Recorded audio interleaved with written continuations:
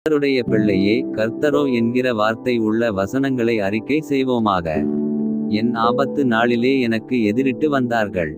கர்த்தரோ எனக்கு ஆதரவாயிருந்தார். 2 சாமுவேல் 22:19. கர்த்தரோ என் நீதிக்கு தக்கதாக எனக்கு பதில் அளித்தார். என் கைகளின் சுதந்திரத்துக்கு தக்கதாக எனக்கு சரிக்கட்டினார்.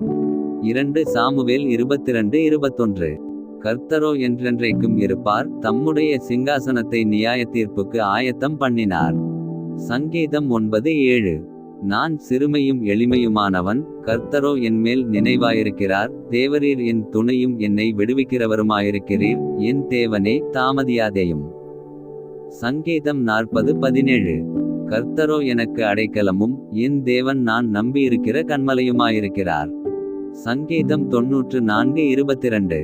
சகல ஜனங்களுடைய தேவர்களும் விக்கிரகங்கள் தானே, கர்த்தரோ வானங்களை உண்டாக்கினவர். சங்கீதம் 96:5. நான் விழும்படி நீ என்னை தள்ளினாய், கர்த்தரோ எனக்கு உதவி செய்தார். சங்கீதம் 119:13. நாமெல்லாரும் ஆடுகளைப் போல வழி தப்பித் திரிந்து, அவனவன் தன் தன் வழியிலே போனோம், கர்த்தரோ நம்மெல்லாருடைய அக்கிரமத்தையும் அவர்மேல் விழப்பண்ணினார். ஏசாயா 53:6.